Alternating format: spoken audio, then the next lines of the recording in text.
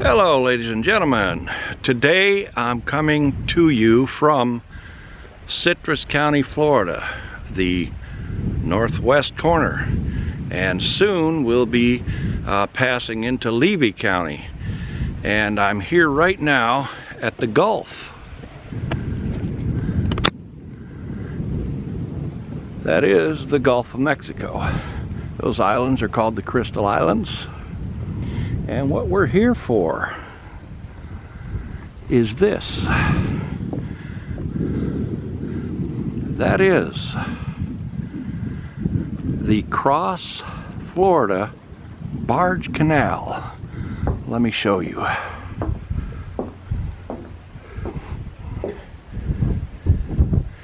Right now they call all this land the Marjorie Harris Carr Cross Florida Greenway. Imagine a 200-mile channel across Florida connecting the Gulf of Mexico with the Atlantic Ocean. And there's a photo of it. I believe this exact plaque is at the locks, which we are going to look at. And what is this over here? Withlacoochee Bay Trail. Again, the canal was not intended to be 50 miles wide. That's just an exaggerated view of it. President Lyndon Baines Johnson traveled to Palatka, Florida for the Cross Florida Barge Canal groundbreaking in 1964. Picture massive barges, tugboats, and trawlers clogging the bay. This was to be the west end of the Cross Florida Barge Canal, where the water enters the Gulf of Mexico. The canal would have impacted Florida's freshwater and seawater systems. State leaders wanted to make this the center of a vast commercial waterway network. They planned to dig a Gulf intercoastal channel between St. Mark's 120 miles to the northwest and Tarpon Springs 60 miles to the south. A very different place. Imagine how different this area would be if ships and dredges filled the water. Small industry would have surrendered to new ports. Highways and factories. Environmental impacts such as damage to seagrass and recreational scalloping and fishing would have been significant. It says, had the canal been completed, this area may have grown to look like the Port of Tampa, a global shipping hub. And here we go. The completing section across Florida. Okay, this detail of a 1961 Florida Waterways Association leaflet show how the Cross Florida Barge Canal would have shortened shipping routes and benefited industries like aerospace manufacturing. Okay, so anyway, there it is. They spent a passel of money on this, and then they just shut it down. So I'm going to take you on a trip up this canal, and we're going to have a look at it. Come along with me. So behind me is the end of the road, the end of the trail back there. The Coast Guard just flew close overhead, heading out into the Gulf for I don't know what.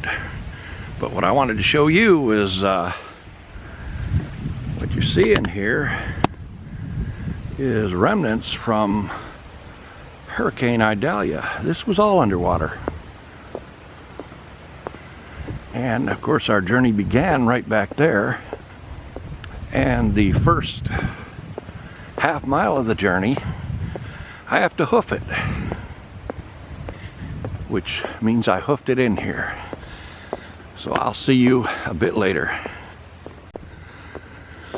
The devastation from Idalia just keeps rearing its head in here, and a couple of gentlemen fishing where I parked and walked in here said you might want to tote a gun, and their concern was snakes and gators. But it's about 60 degrees today, and reptiles don't really move at that temperature.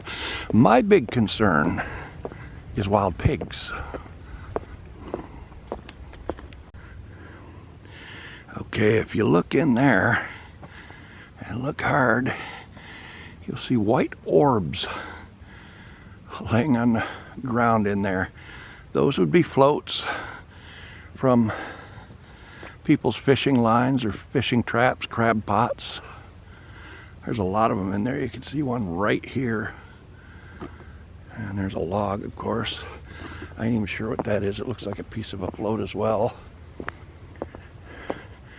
The reason I'm spotting this stuff is because I'm, again, keeping my eye out for pigs. You fall down, they'll eat you. Well, perhaps my concern about pigs is unfounded because the Gulf is right there.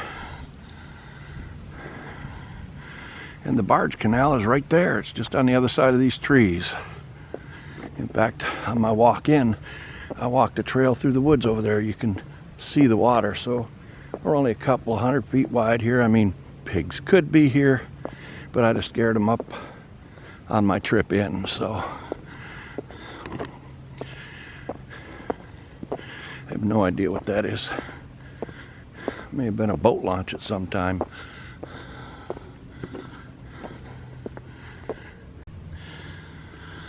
As I near the parking area, I see this: protecting the gentle giant. Tragically, the gentle giant, the West Indian manatee, is an endangered species. A significant number of these slow-moving creatures are injured or killed by motorboats each year, and most manatees carry scars from past collisions. Others are killed when caught in floodgates and navigation locks, or when they eat or get entangled in discarded monofilament fishing line or hooks. Loss of habitat. So anyway, again, I don't really feel threatened by gators or snakes today because it's too cold, but what I do want to show is the nuclear power plant.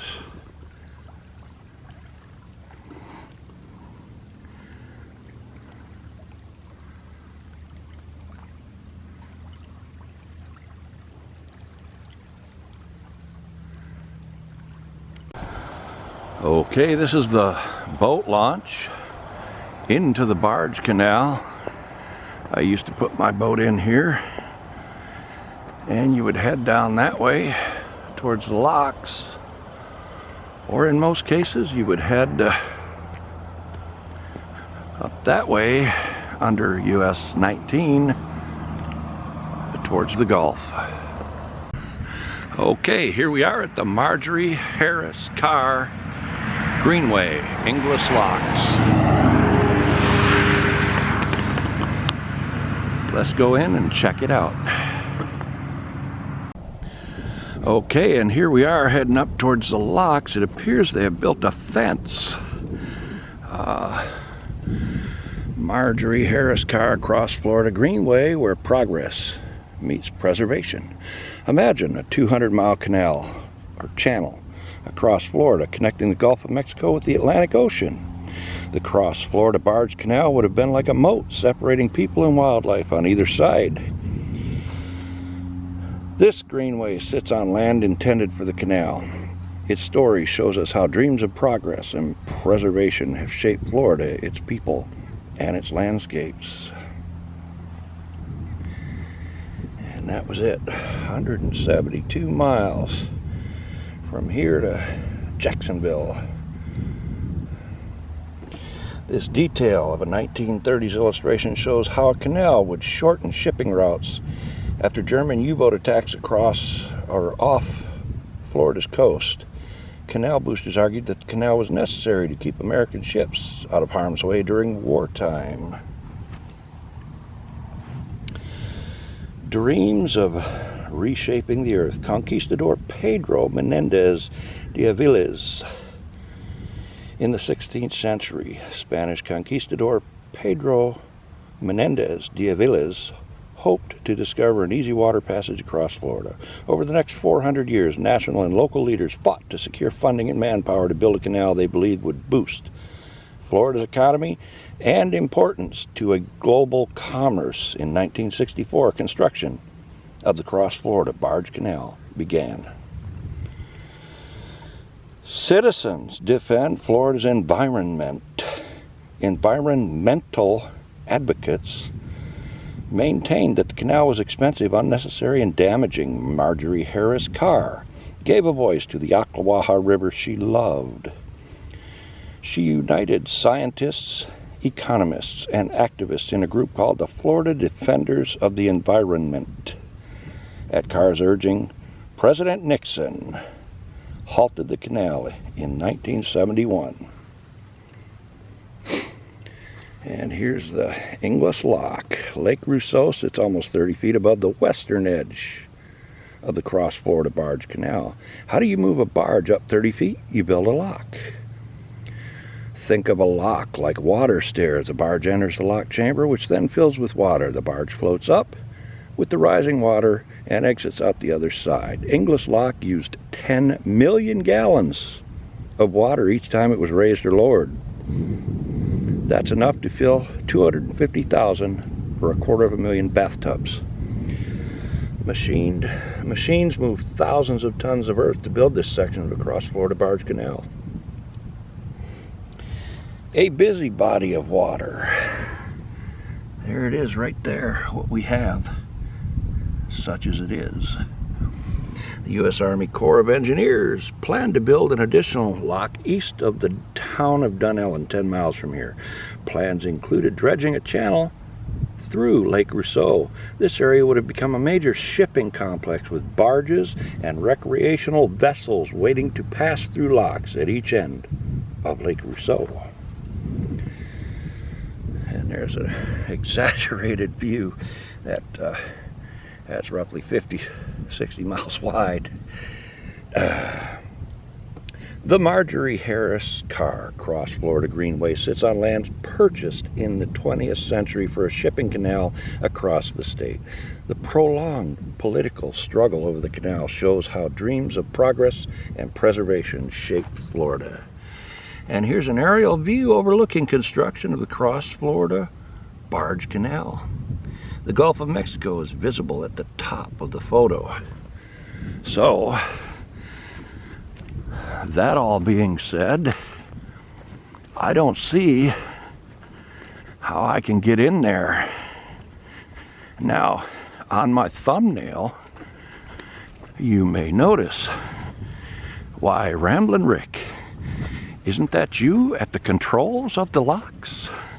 Yes, it is.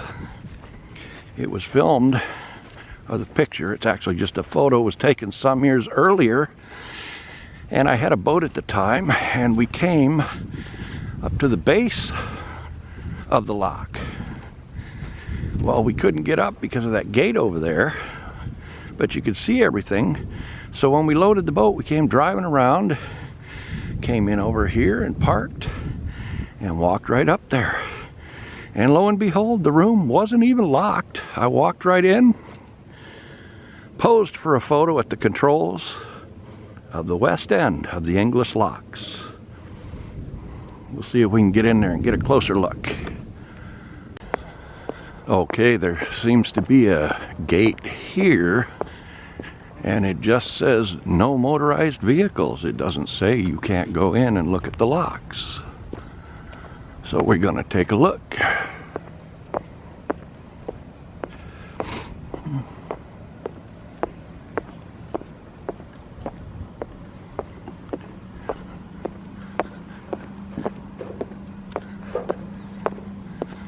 There's somebody over here in a building. I think they're working on it.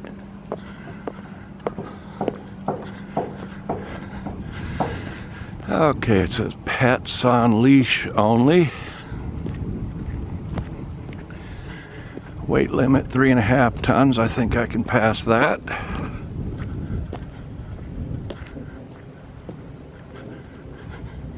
No vehicles, including motorbikes, ATVs, UTVs, horses, bicycles, pedestrians, please pass to side of gate. Standard 48-inch gate size opening.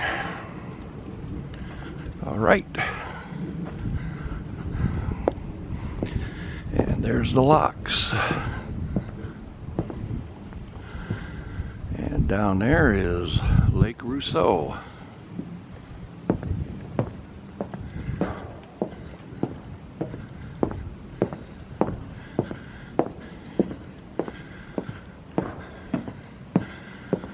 Huh. And I don't know that these have ever been opened.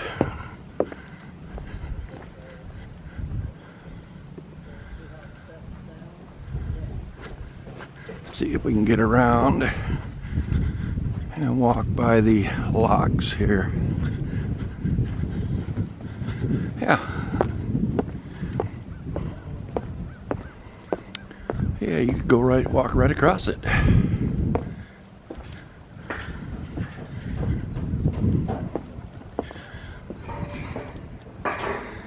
Oh, there's a little gator floating down there. And a turtle. And another gator right here.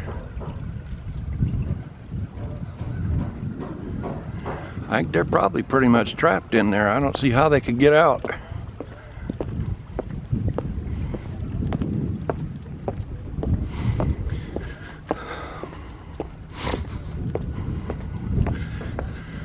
So you would flood this. Well, first you would bring your boat in, your barge, from down that way. That's the gulf at the end of this. And they would open that lock right there. And you would bring your ship in here. Then they would flood it with water from the other side, from the lake, and raise this level up to that. Then they would open that lock down there and you'd go right out onto the lake. And here's where you would tie your ship off as they were raising and lowering and whatnot. I'm not seeing any other signs of life down there. I don't know what those gators eat. I imagine hapless birds that don't know any better.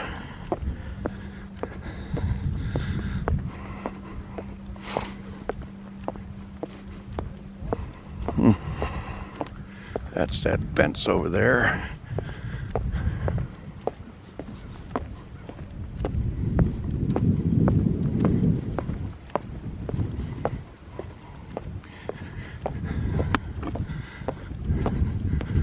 Smoking or refueling in locked chamber is prohibited.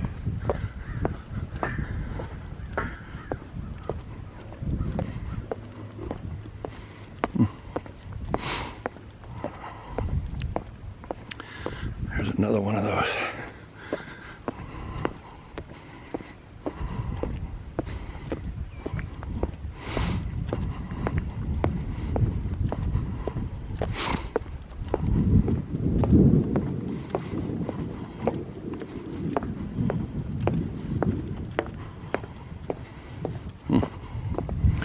All this was built and now just sits rusting.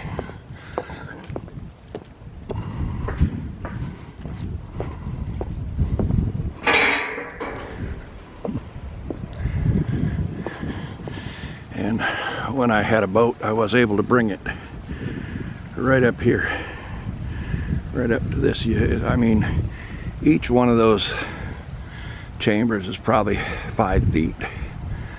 So you get 5, 10, 15, 20, 25. It's probably 30 feet high. And me, I'm scared of heights. Over there, you can't really get through here. It's all locked up. Fella out there fishing. And there's where you would pull up with your ship. And that's that building. The control building that I was at the controls of. Okay, we're walking across the locks. Looking up here to Lake Rousseau. And we're looking down here, you can see the US 19 bridge, and beyond that, the Gulf.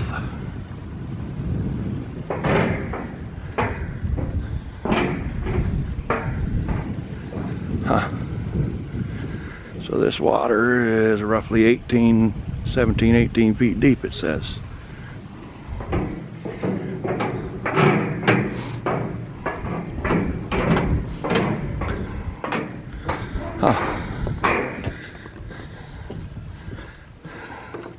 Yep, she's locked up. You can go ahead and look right in there. And those are the controls, and this side's locked up as well, so we won't be walking down there. And this is locked. But that's kind of the view where I was on the controls. And you can see this side, same thing, about 30 feet tall.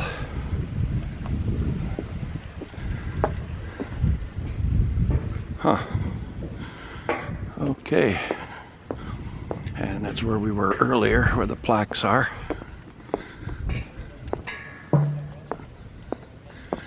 So this water is looking like it's setting at about 26 or 7 feet. More of those places to tie off your ship.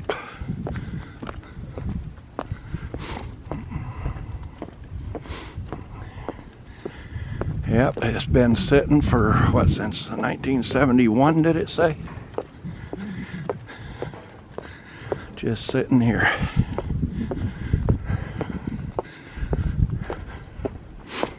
Huh.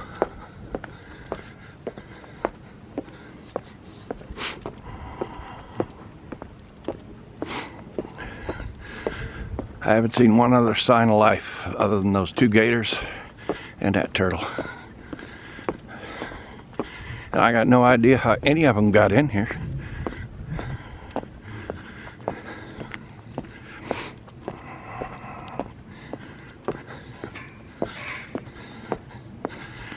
A very, very odd thing out in the middle of nowhere, this.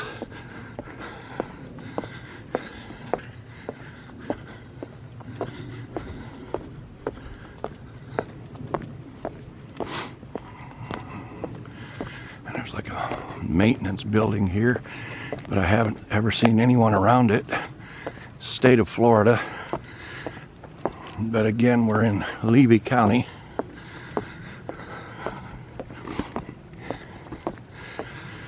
And there's that warning sign about fueling or smoking again.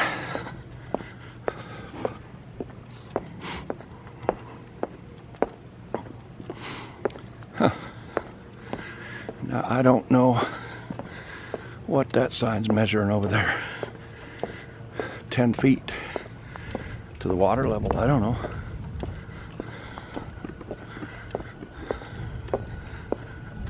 And there we go. That's all there is to be seen here. Oh, yeah, don't. Apparently they don't want you getting in there somehow. I guess there's a ladder over there. And don't swim with the gators.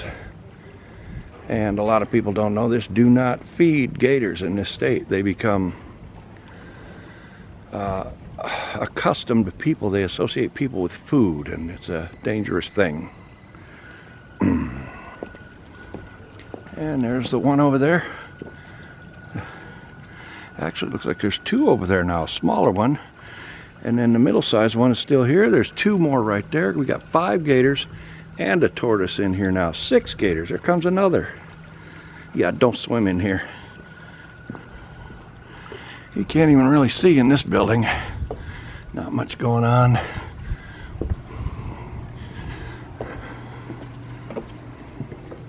Yeah, 2 is locked. And that's about it. These yeah,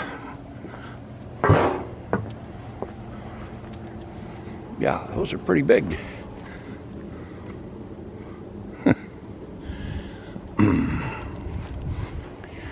I'm not sure what this is, but it's got a solar panel. And we got more of those giant bolts here. This looks like some sort of weather center. Maybe, I don't know. Here we go. Florida Atlantic University, sensestream.org, Campbell Scientific. You can look it up there. And well, that's gonna do it for the English locks. Okay, folks, this is what we call a spillway.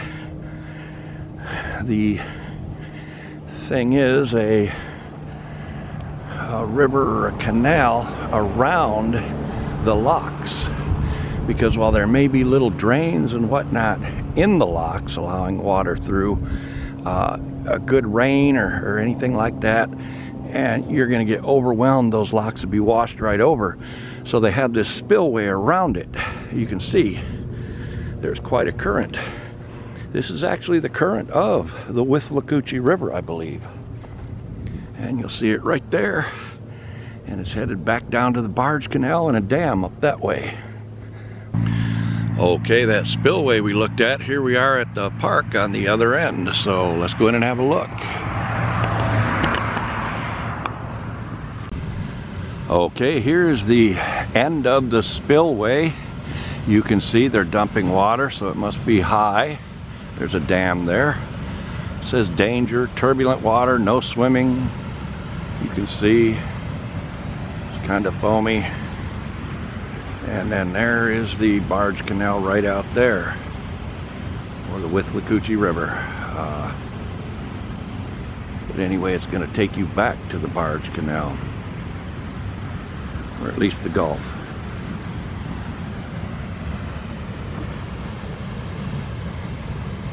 And here's the upriver business side of that dam on the spillway. You can see the water quite turbulent there where it's going down over. The current is pretty swift, so I'm guessing it could pull you right in there and run you through the mill. Okay, so here we are. We have a plaque at the English bypass spillway. It says unintended consequences. In the 1960s, the U.S. Army Corps of Engineers cut through and plugged the Withlacoochee River to make way for the Cross Florida Barge Canal. Blocking the river would have entirely devastated would have devastated downstream ecosystems. The Corps built the English bypass spillway to move fresh water from Lake Rousseau downstream into the river. The dam, spillway, and lock, along with infrastructure from historic phosphate mining and logging, impacted how water moved through the environment. The bypass altered freshwater flow to the river. Despite engineering efforts, operation of the English lock flushed salt water into the lower Withlacoochee. This diagram shows the network of water control structures that regulate flow from Lake Rousseau to the Barge Canal, the bypass spillway, and the Withlacoochee River. Now, here's the lake, here's the canal, here's the Withlacoochee River, and here's the spillway. So that is going right into the Withlacoochee down there, but it's only a short jaunt back to the Barge Canal.